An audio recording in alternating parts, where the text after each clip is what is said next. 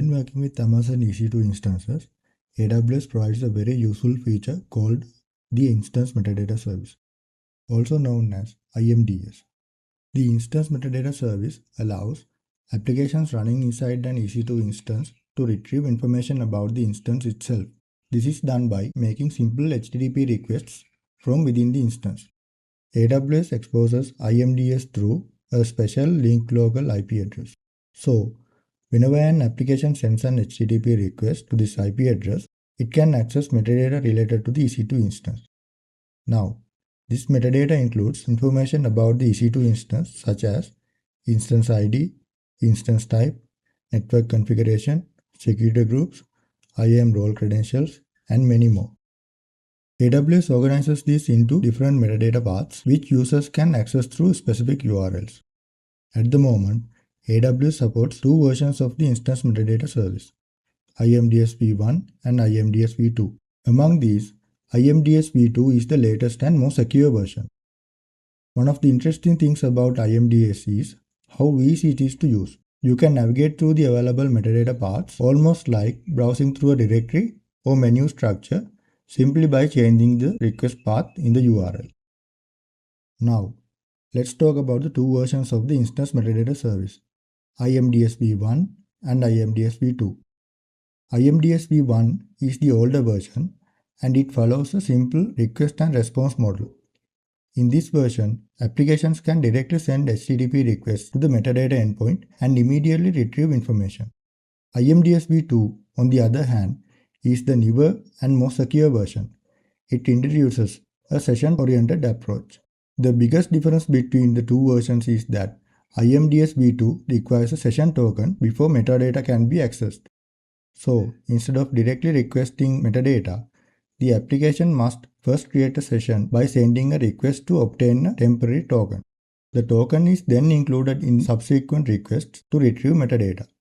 AWS also allows EC2 instances to be configured to accept only IMDSv2 requests. When this setting is enabled, any IMDSv1 request will fail automatically. This helps improve the security posture of the instance. One important thing to understand is that the Instance Metadata Service only works from inside the EC2 instance regardless of whether you are using IMDSv1 or v2. Even though the endpoint IP may look like a regular public IP, it is actually a linked local address. This means it is bound to the instance locally and cannot be accessed from outside the EC2 instance. Since IMDSv2 is the recommended and most secure version of the Instance Metadata Service, let's see how it works in practice. Before using the IMDSv2, the EC2 instance must be configured to support it. This can be done by either through the AWS Management Console or by using the AWS CLI.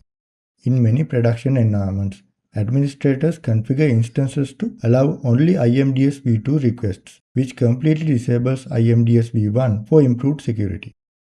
Unlike IMDSv1, which uses a simple request and response communication, IMDSv2 follows a session-oriented approach.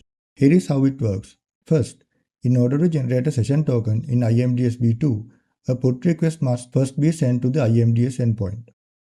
This request includes a special HTTP header. This header defines how long the session token should remain valid.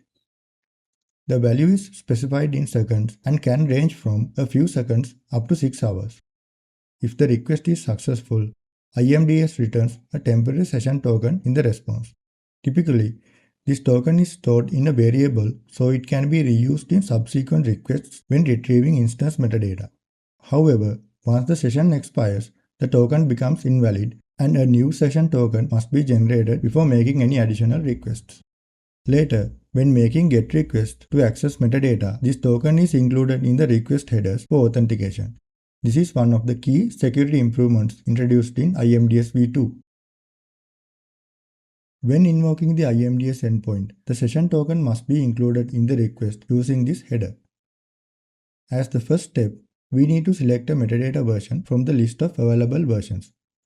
Each version represents an instance metadata build released by AWS, with the latest referring to the newest version.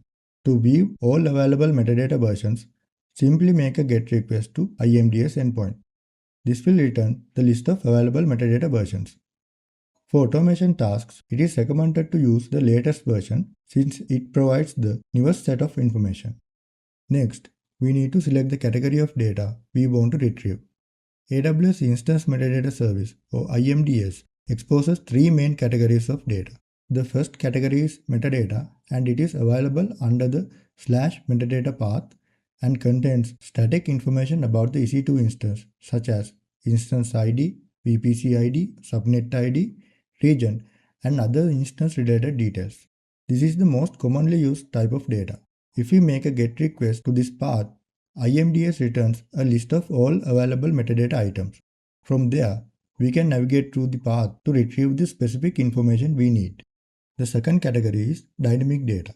Dynamic data is generated when the instance launches or restarts, and it can be accessed through the /dynamic path.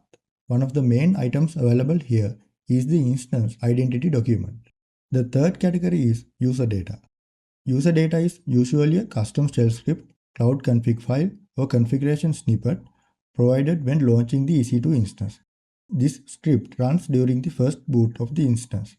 By making a request to /userdata, we can retrieve the user data scripts associated with the instance.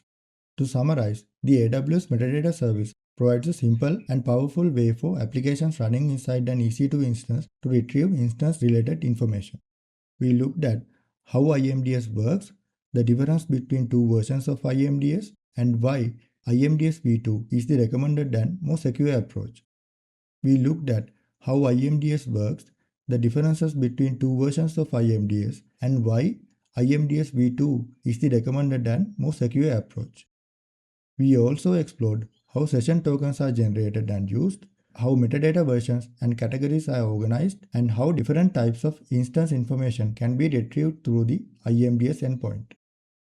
Understanding IMDS is important not only for automation and cloud-native application development, but also for improving the security posture of your EC2 workloads. Thank you for watching, and I hope this video helped you better understand AWS Instance Metadata Service.